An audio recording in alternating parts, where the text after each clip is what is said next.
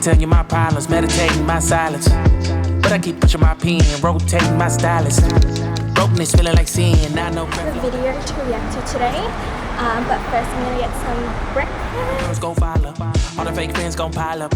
I need peace to borrow, get that shit right back tomorrow. Somehow all the fans go bravo, smile so much to hide my sorrows. Faith is shaky in vibrato. I am obsessed with almond croissants. Oh, oopsies. I got it toasted and everything. Ta-da!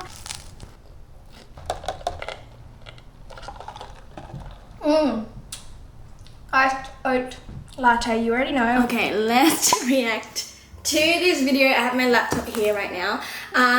This video was me a year ago and I'm cringing. I'm cringing already. I did the same interview but different year, Vanity Fair thingy, and it's now October, so it's a year later. So let's see how I answer these questions. This is a full blind react, so I'm scared. It's an ad.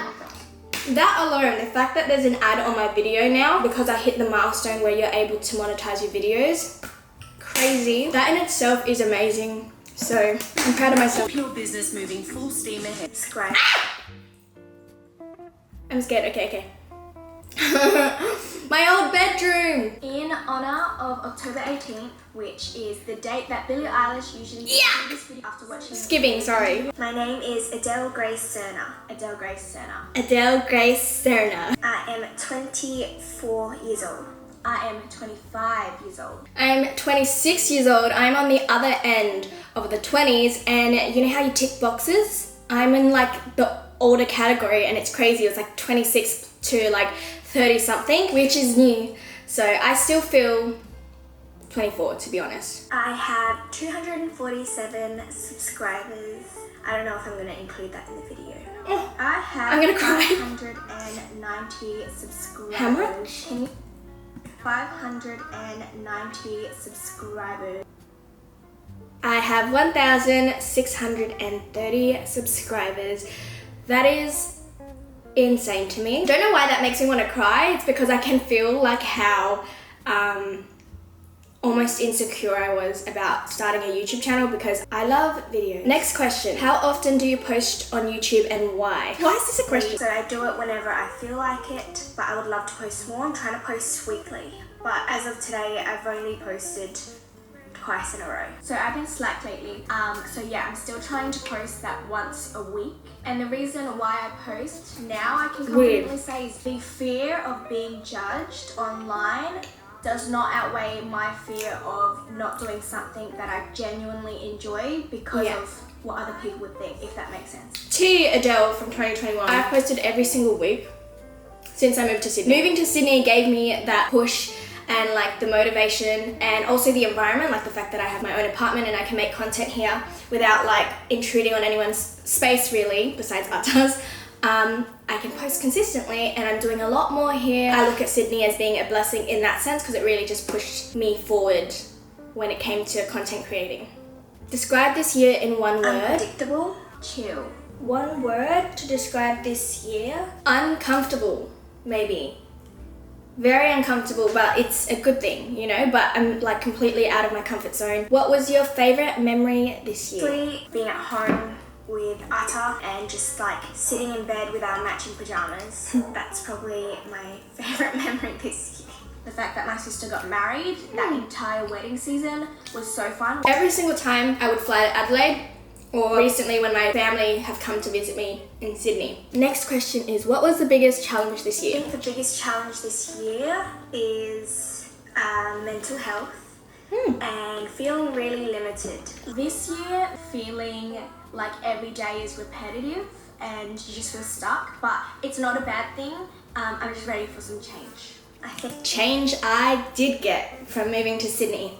Biggest challenge this year, maybe it's to a lesser extent though, the same as 2020 because I still to this day deal with a lot of negative self-talk. I think I've spoken about that before, but that is still something that I deal with and I'm learning to be better at that. It's inevitable when you're exposed to so much on social media that you can feel almost like you're always comparing yourself, but the key to that, if you guys post on social media, is just to be yourself and let your personality come through, because that's like one of your greatest assets, right? And it's unique, so it's not something you should be comparing to other people, because everyone has their own different personalities, you know? So I don't know.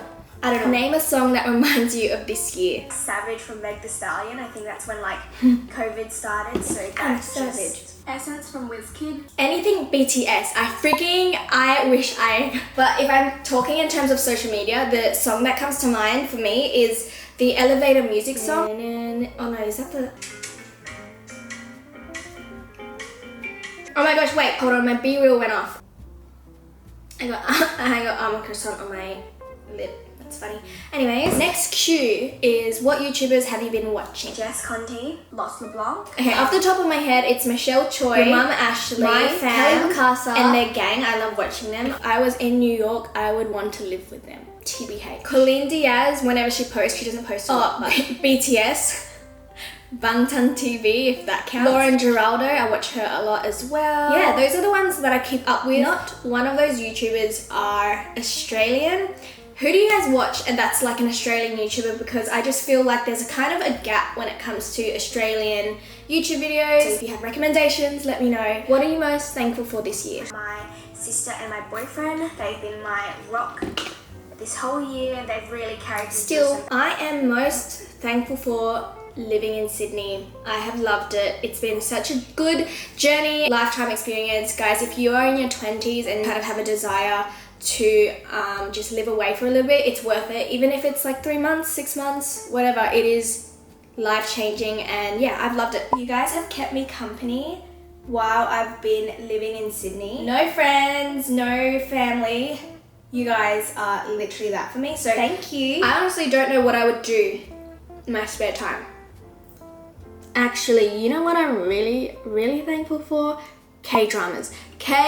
How is Atta doing? Amazing. He is my absolute rock. I've been a rough girlfriend this year. I still am. Going through it. Atta is the best as always. Feel like we're still in that transitional stage and we are just preparing ourselves for the next stage of our life. Atta is doing very well. He's in the mines right now. I miss him. I have not eaten this. He's just the biggest support system. Where have you traveled to this year? So I was lucky enough to travel before the COVID breakdown. Why do I talk so slow? Bye. To my family's home, and I went to Bali. Her and I were also meant to travel Turkey and Europe this September, but obviously that couldn't happen. So hopefully that happens next year or whenever we can start traveling. I didn't get to go anywhere this year, obviously because of COVID, but that Turkey and Europe trip is on the books for 2022.